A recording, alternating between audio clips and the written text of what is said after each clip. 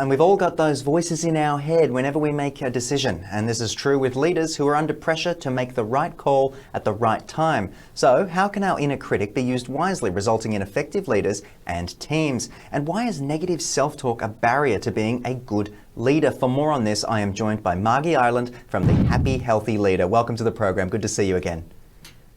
Yeah, good to see you as well. Let's dive right in. So most of us probably experienced our inner critic.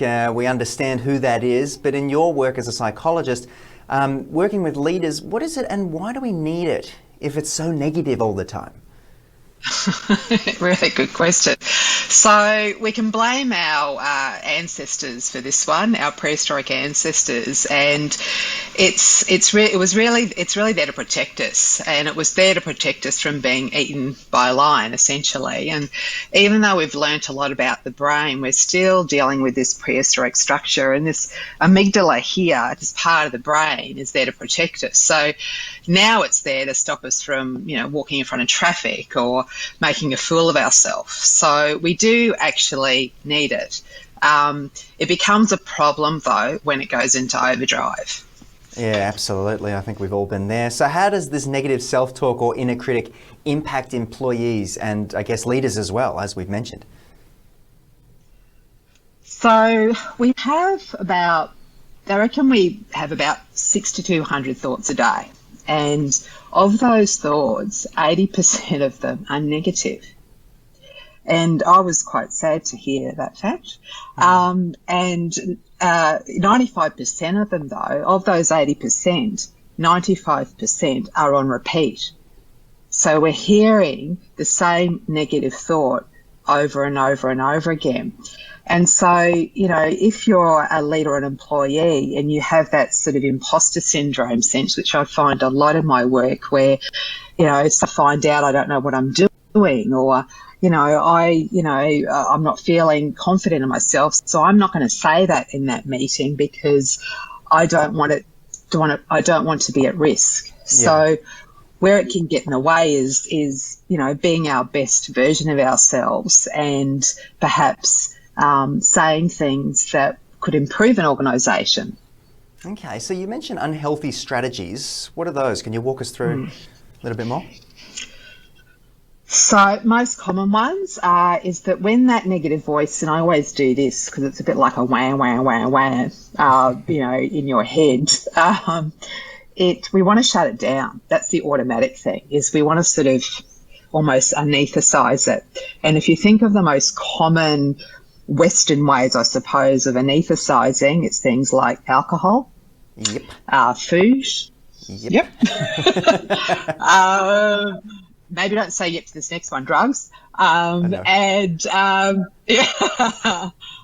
things like even binging on TV, like binging, not just watching one episode of Billions, watching the whole lot or whatever it is you watch. And so it's kind of to just put it to the side. The only problem with that, though, is it tends to come back. It doesn't really get rid of that chatter. So those things, and when you're doing them all the time, if you can imagine drinking all the time, eating all the time, to shut it down, given how many of those thoughts we have, that can become a problem. Absolutely. So how can we use our inner critic wisely, Margie, just to finish? So there's a couple of ways you can do it, but this is the most fun way, I find, and it's actually an evidence-based technique, so I'm going to do it with you, have a bit of fun. I hope you don't mind. Please. It's called cartoon character play. And so, whatever, and if anyone's watching, when people are watching this, pick a thought that's on repeat. Like it could be, people are going to find out I'm not good at this, or for me yesterday it was I'm fat because I ate 3 extra dim sims that I didn't need to eat and the chocolate.